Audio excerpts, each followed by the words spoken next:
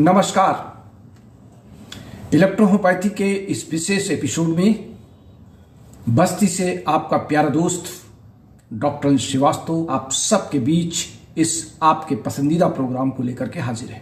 ये हम शॉर्ट में आज हम चर्चा कर लेते हैं अपनी बुक के आधार पर। आप लोगों ने कहा जरा इसको विस्तृत बता दें, तो C5 की हम चर्चा कर लेते हैं कि C5 को हम मिलाते हैं S5, C5, S6 और WE, यानी S5 के साथ अगर हम C5 मिला देते हैं और WE मिला देते हैं और S6 मिला देते हैं, तो जो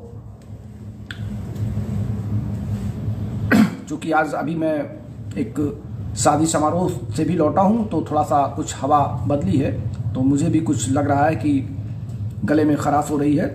ये अर्टिकेरिया के लिए हम इसका उपयोग करते हैं, चूंकि यहाँ पर S5, C5 और S6 है, और जब हम यहाँ पे WE मिला देते हैं तो WE सबसाइड करता है।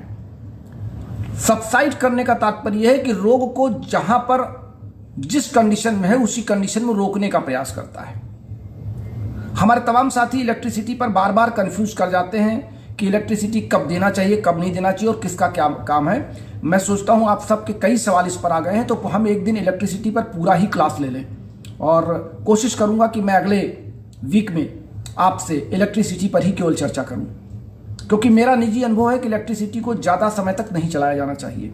ये मेरे अपने 37 वर्ष के चिकित्सा कार्य का अनुभव है। मैं तो कभी कभी मेरे पास ऐसे तमाम रोगी आते हैं कि मैं इलेक्ट्रिसिटी बिल्कुल देता ही नहीं हूँ, क्योंकि इलेक्ट्रिसिटी का जो मोड ऑफ एक्शन है वो मोड ऑफ एक्शन हमारी बॉडी के फिजियोलॉजिकल एक्टिविटीज़ में भाग न लेने वाली है।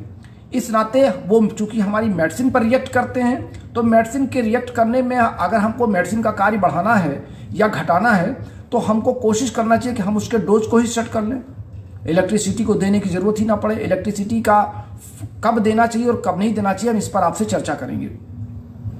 दूसरा, हम जो हमारे पास विभिन्न प्रकार के घाव वाले पेशेंट आते हैं, हम वहाँ भी S5 और C5 के साथ G का प्रयोग करते हैं और B का प्रयोग करते हैं। तो हम देखते हैं कि अगर हमको S5, C7, B और G दे दिया हमने, तो अच्छे से अच्छे घाव तुरंत भरना शुरू हो जाते हैं। चाहे वो कैंसर के घाव हों, वहाँ भी आप इसका प्रयोग कर सकते हैं, या आपके सामान्य फोड़े फुंसी हों, वहाँ भी आप इसका प्रयोग कर सकते हैं। कि अगर आपका कोई घाव जिसको, या आप मान लें S5, C7 और B प्लस G, या आपका ड्रेसिंग मटेरियल भी है, जो अगर आपको गॉज पर रख करके इसको भिगो करके 10-10 ड्रॉप गिरा करके आप किसी घाव पर इसकी ड्रेसिंग कर सकते हैं, तो भी आपको बहुत अच्छा इसका परिणाम दिखाई पड़ेगा।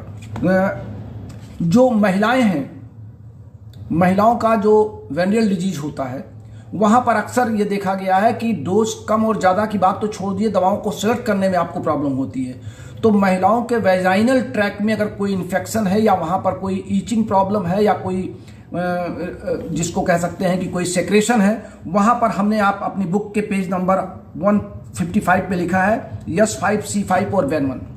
S5, C5 और वेन 1 जब आप इसका प्रयोग करते हैं, तो ये अंदर जाकर के टिश्यू और फिजियोलॉजिकल एक्टिविटीज को और हमारे फंक्शनल को, दोनों को कवर करता है। फंक्शनल रेमेडी भी हम देते हैं और टिश्यू रेमेडी भी देते हैं। और वेन 1 जो है, ये वेनरियो ग्रुप का पहला है, जिसकी कार्य क्षमता हमने, जब आपको वेन ग्रुप के बारे में चर्चा की, जब मैं मेडिसिन के बारे में चर्चा कर रहा था, और मैंने एक एक मेडिसिन पर 3-3 दिन आपसे क्लास लिया है, तो हमने आज आपको बताया कि venereal disease, dressing material, urticaria पर विभिन्न प्रकार के S5 और C5 के प्रयोग हम कर सकते हैं। मेरे प्यारे दोस्त डॉक्टर श्रीवास्तव को इजाजत दीजिए। नमस्कार। फिर मिलेंगे नए क्लास के साथ, नई बातों की चर्चा के साथ।